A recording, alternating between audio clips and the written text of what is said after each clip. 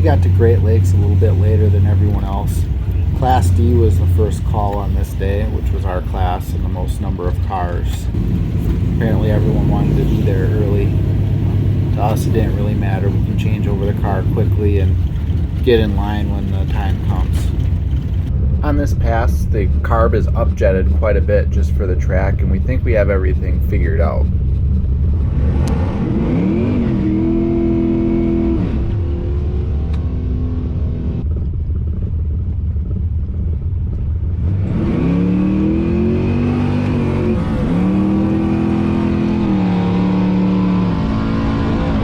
The engine started breaking up at the top of first gear, so I pulled second and just let out of it and coasted to the end. At this point, I'm a little bit frustrated on what's going on. The turbo car Buick will come up next. Right side of the racetrack. Joe Noah, 1985 model Buick Regal.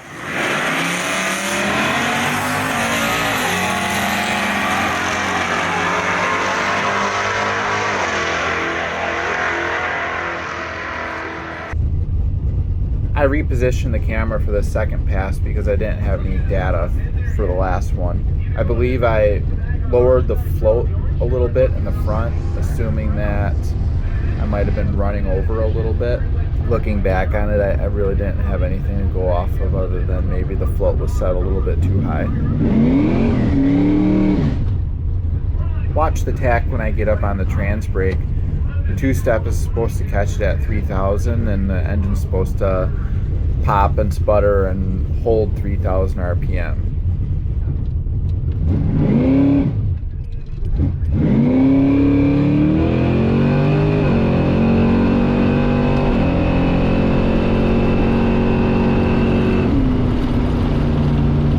You can almost hear the engine breaking up again, but to me it sounded like a decent pass at the time. Radio.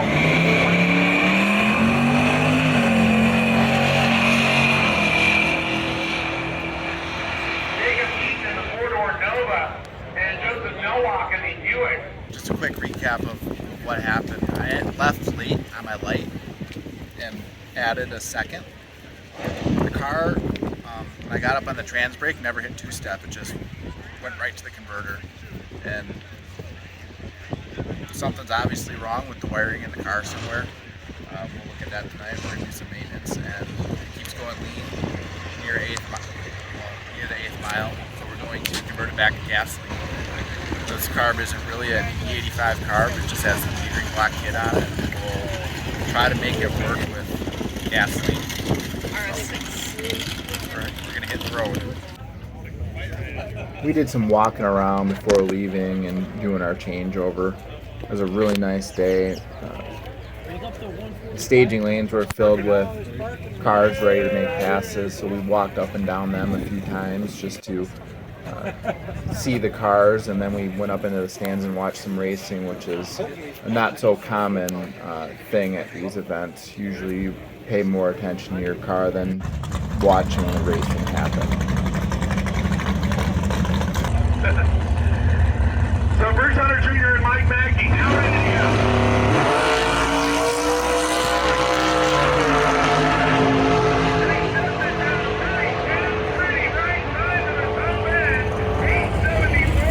On Monday, coast to a 21-second pass. See what he does here. Not bad for you. Still moving quite right. Trying to get a little bit more throttle down. Steve Morris, Howard, big block. He's left side.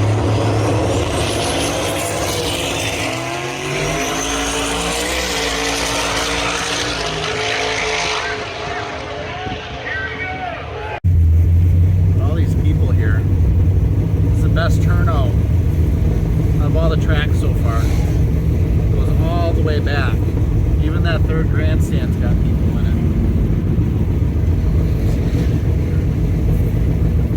Wow. On a Wednesday. And there's cars over here too.